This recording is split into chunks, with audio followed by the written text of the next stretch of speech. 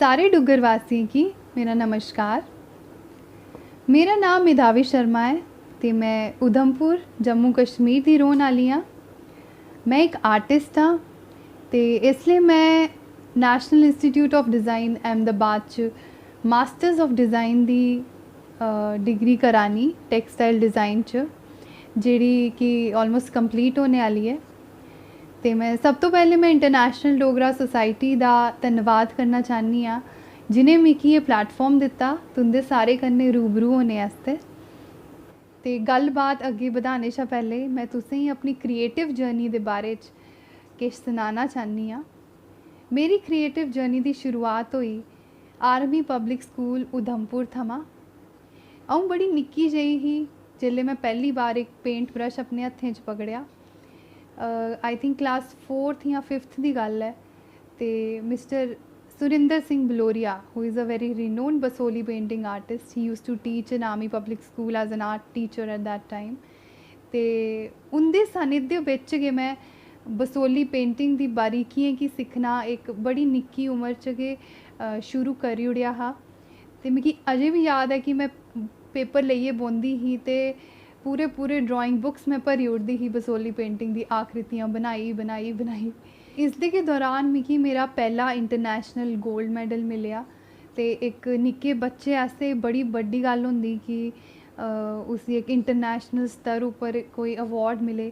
ते उसलै मेरे पेरेंट्स ने, मेरे टीचर्स ने सारें मिगी बड़ा ज़्यादा सपोर्ट कीता ते मैं होर भी ज़्यादा हार्ड वर्क करना शुरू करी ओड़ेआ आर्ट दे प्रति। ते स्कूल दे फेज़ दे दौरान मिगी बड़े सारे अवार्ड मिले, best international best child artist award मिलेआ। ते जि'यां जि'यां अ'ऊं बड्डी होंदी गेई ते आर्ट दे प्रति मेरा जेह्ड़ा लगाव है ओह् बधदा गै गेआ। ते ओह्दे बाद मैं इंजीनियरिंग दी डिग्री करने चली गेई ते ओह्दे दौरान मैं केई नमें मीडियम्स ट्राई कीते, कई नमें मीडियम्स एक्सप्लोर कीते, जि'यां कि costume designing, doodling, oil painting, sketching. ते पढ़ाई दे कन्नै कन्नै मैं आर्ट गी बड़ा ज़्यादा टाइम दित्ता इस बेल्ले। कॉलेज दा निकलदे गै प्लेसमेंट होई गेई ते अजें किश म्हीने गै होए दे हे कम्म करदे कि नेशनल इंस्टीट्यूट ऑफ डिज़ाइन च मेरी सिलेक्शन होई गेई टेक्सटाइल डिज़ाइन आस्तै। ते NID एक ऐसा हब है जित्थे ना सिर्फ इंडिया दा पर इंडिया दे बाहर दा भी क्रिएटिव माइंडेड लोग जेह्ड़े न ओह् कन्नै आइयै अपने इंटरेस्ट दे अकॉर्डिंग ओह् डिज़ाइन दी पढ़ाई करदे न। Honestly, coming to NID was a turning point for me because it was a huge mind opener for me. I started looking at things from a different perspective now, from not just from an artist's perspective, but from a designer's perspective. Also, I learned a lot, not just from the teachers, but from my colleagues, my batchmates, because we have multidisciplinary degrees in our college. So across the campus I would see people working on different creative mediums like animation, ceramics, like textile design, graphic design, like furniture design. So I started learning things from all of them, started picking up things. Also, it was during this time that I started thinking that where do I come from, who am I, where do I come from, where are my roots.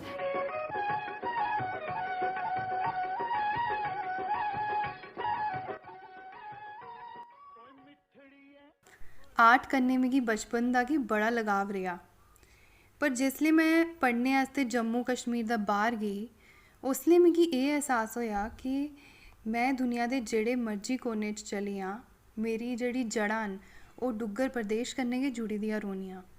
ते साढ़ा culture इन्ना समृद्ध है, इन्ना rich है, की निं इसी पूरी दुनिया दे सामने आह्नेआ जा। ते एह् मेरी बड़ी दिली ख्वाहिश है कि मैं पूरी दुनिया गी अपने डुग्गर प्रदेश दे कल्चर कन्नै रूबरू करां, एह्दा प्रचार प्रसार करां। Being an artist, being a designer, being creative people, we have that power to communicate stories to a huge audience.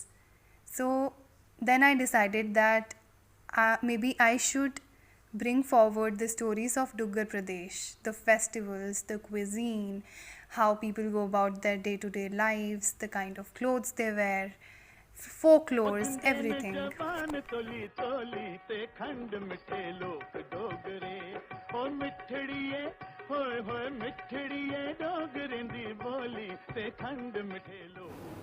ते रिसेंटली मैं एक कैरेक्टर इंट्रोड्यूस कीते दा है जिनेंगी अस प्यार कन्नै बोबो जी आखदे न।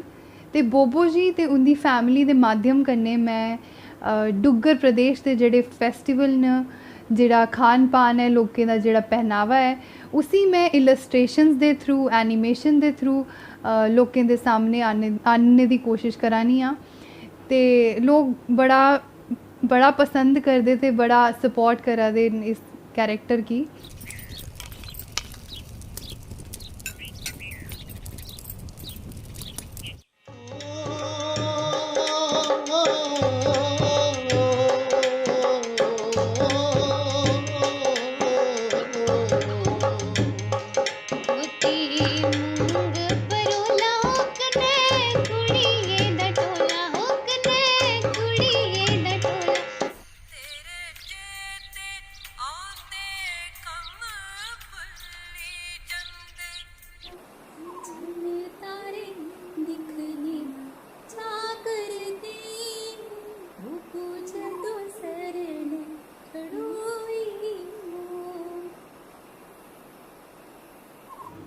डोगरा कल्चर की होर भी एक्सप्लोर करने आस्ते तुस मेरी वैबसाइट विजिट करी सकदे हो www.medhavisharma.com।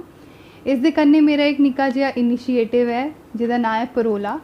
ते फेसबुक पेज च ते इंस्टाग्राम हैंडल च तुस परोला विजिट करी सकदे हो ते तुस दिक्खी सकदे हो मेरा कम्म। खासकर कि I am aiming towards the younger generation, because I know younger generation spends a lot of time on social media, and it is very important for the youth to know where they are coming from and to understand their roots. इस दे कन्नै गै मिगी इजाज़त देओ। तुसें सारे मेरी गल्ल कत्थ सुनी। तुंदा मता मता धन्नवाद। जय डुग्गर, जय हिंद।